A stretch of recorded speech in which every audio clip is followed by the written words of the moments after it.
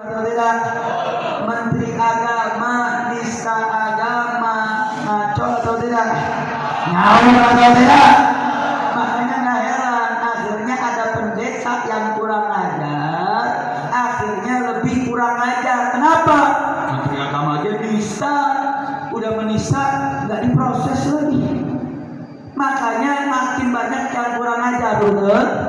Sampai-sampai nuntut 300 ayat yang dianggap ayat yang menyebabkan radikal. Kita dihapuskan dari Al-Quran. Saya mau tanya, ini pendeta kurang ajar atau tidak? Kurang ajar atau tidak? Kenapa dia kurang ajar? Gara-gara menterinya juga kurang ajar. Kenapa kita katakan menterinya kurang ajar? Suara azan yang mulia dia analogikan dengan suara anjing. Saya mau tanya, kurang ajar atau tidak? Kurang ajar atau tidak? Anjingnya nggak salah, saudara, anjing nggak salah. Yang salah yang banding-bandingin anjing. Betul, betul. Anjing nggak salah. Kenapa saya katakan nggak salah? Anjing itu karakteristiknya itu taat sama tuannya, betul? Tuannya kalau suruh lari, anjing lari apa enggak? Kalau tuannya suruh loncat, tuh anjing loncat apa enggak? Namanya juga Jadi orang kalau nurut mirip sama suruh disain agama sama bosnya sama bohirnya, dia disain mirip samaan, namanya juga anjing itu kira-kira kumpul-kumpulnya sesama anjing, betul? Pernah lihat nggak anjing kumpul di DPR? Pernah lihat nggak anjing ke majelis taklim? Anjing ke masjid? Namanya juga anjing kumpulnya sesama namanya juga Wah gini kenceng banget loh, ngatain gua anjing loh. Anjing kalau ngobrol sesamaan, karena anjing yang diomongin juga tentang namanya juga anjing. Jadi kalau yang ngomongin anjing siapa? Yang ngomongin tentang anjing siapa? Yang ngomongin tentang anjing siapa? Paham nggak lu? Paham nggak? Sampai sini jelas atau tidak? Paham atau tidak? Yang udah paham boleh pulang. Kan udah paham. Dia tanya lagi dah. Udah paham atau belum? Udah paham atau belum? Bego banget lu. Udah teriak-teriak nggak paham. Bukan bego, pengen ngaji lagi. Betul. Jadi anjing nggak salah, betul. Anjing nggak salah. Namanya juga anjing. Taat sama majikan, anjing. Betul. Anjing ngomongin anjing. Anjing kumpul sama anjing. Namanya juga anjing. Makanya anjing itu bukan yang ada penjelasan, enggak, sudah diriwayatkan kenapa anjing menggonggong ketika ada yang meriwayatkan katanya anjing melihat setan kabur terkentut-kentut.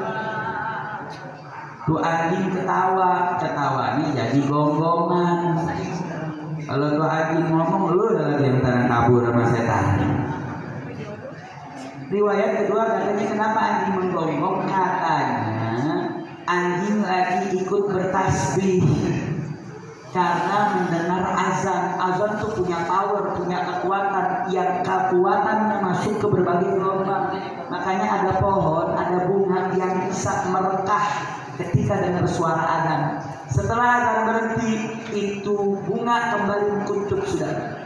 Karena anjing ini makhluknya Allah, dengar azan dia langsung mengucapkan tasbih. Karena yang bertasbih anjing, sehingga tasbihnya berbentuk gonggongan. Berarti kalau dengan riwayat seperti itu, kira-kira anjing suka atau benci dengan azan? Suka atau benci dengan azan? Suka. Berarti kalau ada orang nggak demen azan, lebih anjing dari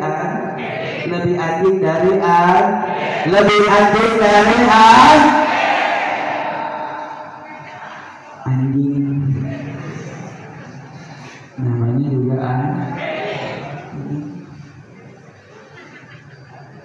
saudara, ini menjadi sebuah dugaan penistaan.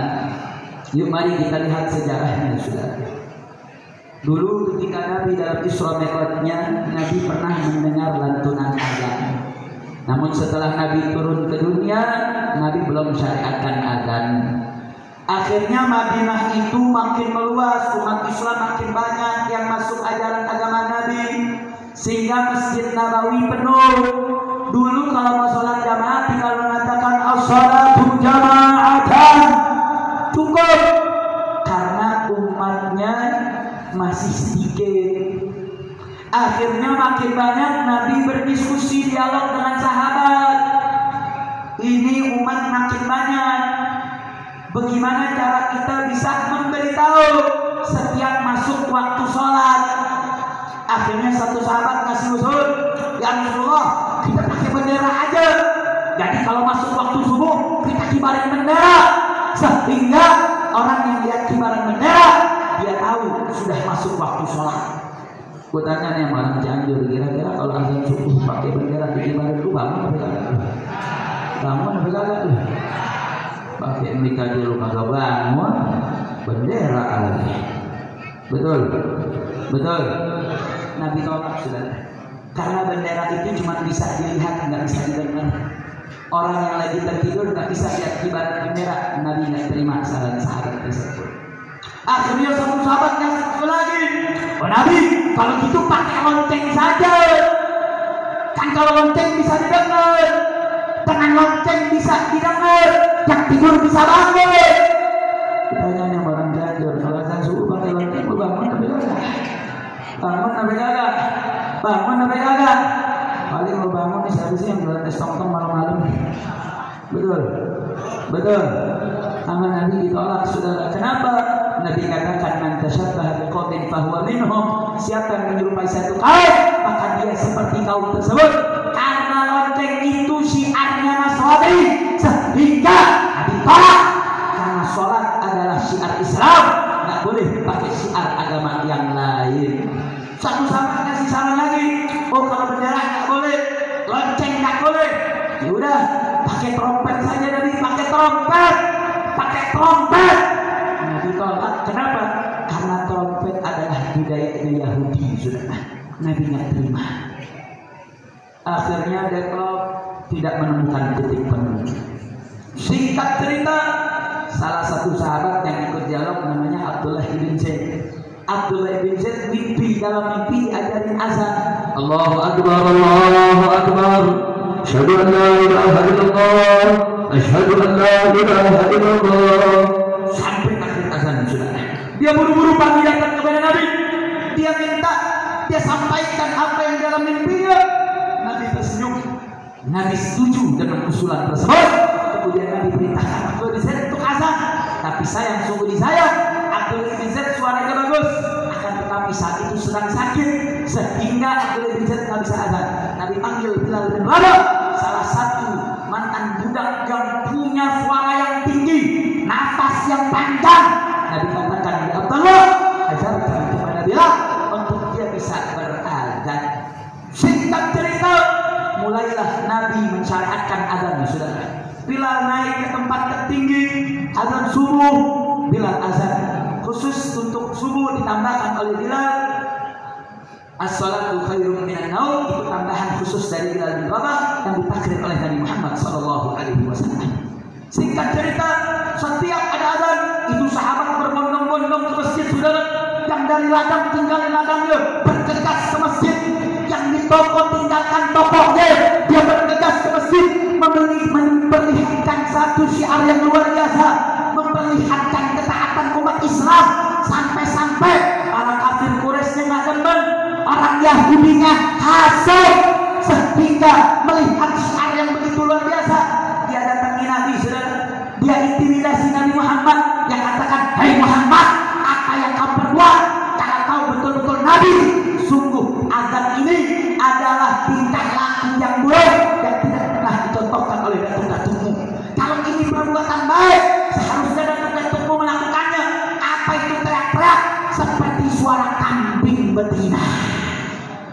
Ya makanya ini ucapan orang Yahudi kurang ajar atau tidak? Orang kafir Quraisy mengatakan seperti itu tentang adzan. Kurang ajar atau tidak? Kurang ajar atau tidak? Berarti dalam kisah tersebut yang gak demen adzan orang Yahudi, betul? Yang gak suka dalam peristiwa tersebut, yang gak suka adzan orang kafir, betul? Betul? Dia orang hantu sudah. Gak sampai Nabi jawab turun ayat dari Allah.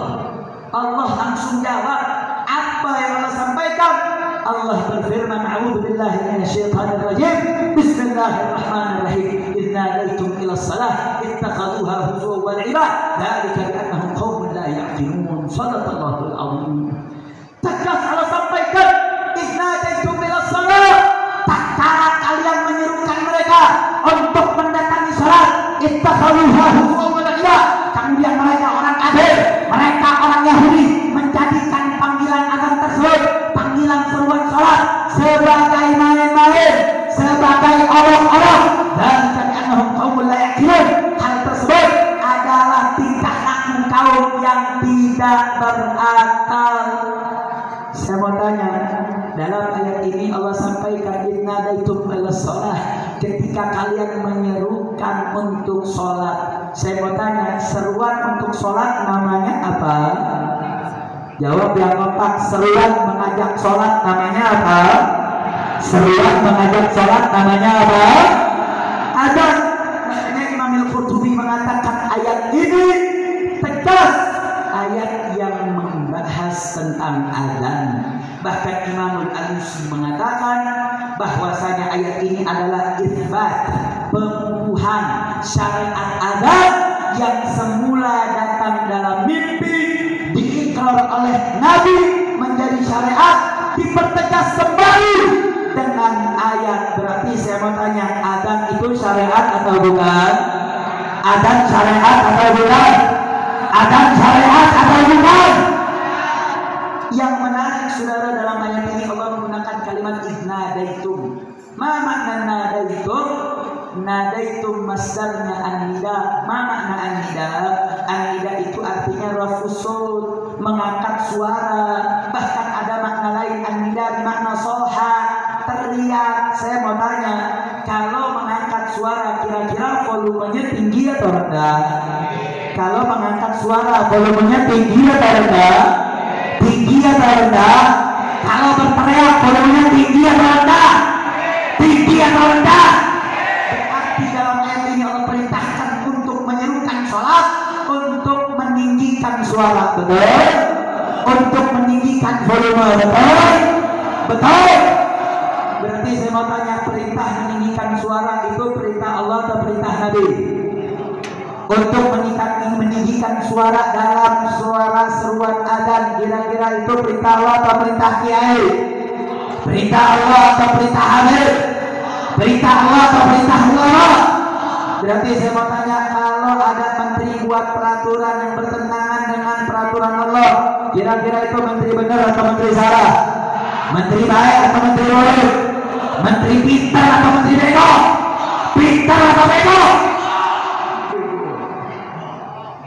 Kalau orang kampus bilangnya menteri keterbelakangan intelektual, cuman kepanjangan.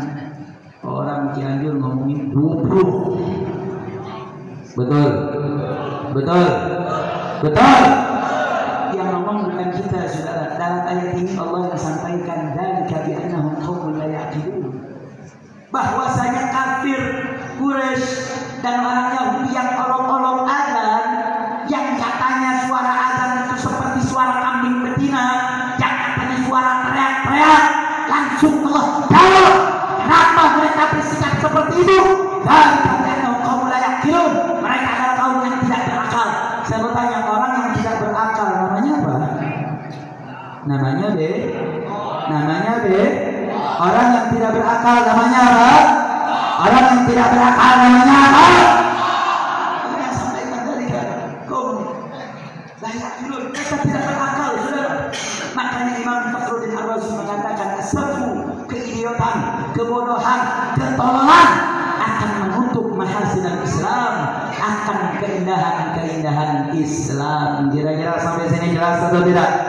Jelas atau tidak? Berarti peraturan menteri yang minta volume azan diturunkan, kira-kira itu peraturan cerdas atau bodoh? Peraturan cerdas atau bodoh? Cerdas atau bodoh? Kira-kira orang Cianjur setuju tidak dengan peraturan volume atus direndahkan? Setuju atau tidak? Setuju atau tidak? Kalau enggak, ini di sini Masjid Al-Idrus ini sotoarnya ada berapa nih? Hah? Ada berapa toarnya? 4 tambahin jadi 10, betul? Betul? Biar menterinya dengar, betul? Betul? Kira-kira setuju atau tidak? Setuju atau tidak? Habib pun sudah setuju atau tidak? Biar mic-nya biar makin gede, betul? Betul? Betul? Jangan saudara, jangan berarti nggak pernah ada setiap rezim itu ngatur-ngatur soal urusan adan, nggak ada saudara. Baru rezim ini, makanya kita lihat penistaan makin banyak yang melakukan penistaan. Kenapa? Karena penistaan dibiarkan. Waduh, setengah 1 nih. Ane pengen cerita 1 lagi, cuma 2,5. Lanjut. Lumayan. Ngantuk. Lapar. Bulinya dingin.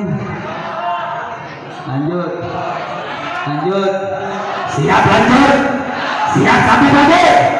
Betul. Lu sampai pagi gua pulang. Lu enak orang sini habis pulang langsung tidur, gua masih di jalan. Jahat lu. Nginep enak banget. Besok ada demo. Dulu kali ngomongin nginep jadi gue ingat demo ada tuh. Besok ada demo. Hadirnya lu? Ini insya Allah di sini bisa dipercaya gitu. Nih, lu biar pada semangat demonya nih. Ini cerita terakhir nih. Penutupan. Dulu sejarah ada seorang sahabat bernama Abi Mahdurah. Namanya siapa? Abi Mahdurah. Dia punya keponakannya mau dagang kesat. Dia takut ditanya tentang cerita, dia bilang, ya Amin, ceritain dong. Bagaimana peristiwa dulu Abi Mahdurah ini pernah mengolok-olok azan. Singkat cerita, Abi Mahdurah cerita. Saat kami di padang pasir, kami melihat sekelompok kafilahnya Rasulullah SAW, dan kafilah kami berbeda kafilah. Saat itu sudah masuk waktu sholat, Nabi perintahkan salah satu daripada sahabat berdiri untuk mengumandangkan azan. Kemudian Nabi Mahdurah cerita, saya olok-olok azannya. Akhirnya selesai azan, sholat, Nabi utus para sahabat datangi kafilah tersebut yang terdengar suara tatkala azannya diolok-olok. Singkat cerita, dibawa kafilah tersebut didudukan di hadapan Nabi. Kemudian Nabi bertanya, ayyukum rafa'asun hina yu'adzin aw kama qala Nabi. Siapa di antara kalian yang angkat suara, yang olok-olok azan tatkala di antara kami ada yang melenturkan azan? Gara-gara haibahnya Nabi, gara-gara ketegasannya Nabi, semua kafilah tanpa dikomandoi menunjuk ke arah Aba Mahdurah. No, dia orangnya ya Rasulullah. Aba Mahdurah nggak bisa ngelak, saudara. Aba Mahdurah nggak bisa ngelak. Langsung kata Aba Mahdurah, dia katakan habasani. Nabi langsung tahan saya. Maksudnya apa? Kafilah yang lain disuruh jalan, khusus Aba Mahdurah ditahan. Kalau bahasa sekarang langsung dipenjara, ditahan. Setelah ditahan sekian waktu, Nabi perintahkan Aba Mahdurah, berdiri kau Aba Mahdurah. Nabi ajarkan azan kepada Aba Mahdurah, saudara. Diajarin azan langsung oleh Nabi Muhammad SAW. Allahu Akbar, Aba Mahdurah ikut Allahu Akbar. Kemudian asyhadu an la ilaha illallah. Suara Aba Mahdurahnya pelan. Asyhadu an la ilaha illallah. Kemudian apa yang dilakukan Nabi, saudara? Nabi katakan, irfa wa bid sautaka ya Aba Mahdurah. Panjangkan nafasmu, angkat suaramu. Nabi yang suruh angkat suara, Nabi yang suruh panjangkan nafasnya. Artinya apa? Nabi mau kasih pesan, kalau azan suaranya mesti lantang, kalau azan volumenya harus tinggi. Berarti dalam kisah ini yang perintahkan volume tinggi siapa? Nabi atau kiai? Nabi atau habib? Nabi atau ulama? Berarti yang perintahkan suara volume tinggi adalah Nabi. Berarti kalau ada menteri, menterinya membuat peraturan melanggar peraturan daripada Nabi, kira-kira ikut Nabi atau ikut menteri? Ikut Nabi atau ikut menteri? Ikut Nabi atau ikut menteri? Berarti kalau ada menteri buat peraturannya melanggar peraturan Nabi, kira-kira itu menteri baik atau menteri buruk? Menteri baik atau menteri buruk? Menteri benar atau menteri salah? Menteri pintar atau menteri bego?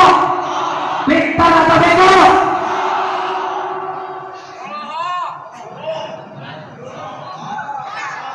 Bahasa apa itu? Ini nggak ada di KBBI itu. Kamus Besar Bahasa Indonesia. Insya Allah bentar lagi dimasukin khusus buat Menteri Agama. Betul? Betul? Setuju nggak orang Cianjur? Setuju atau tidak? Setuju atau tidak?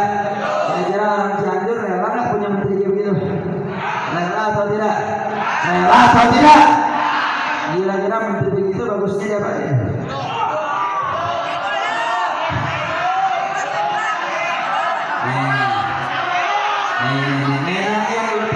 Yang gue teriakin besok gue teriakin di sana. Gue teriakin ke gue percuma. Kira-kira apa teriak di sana? Berat amat tuh jawab lu.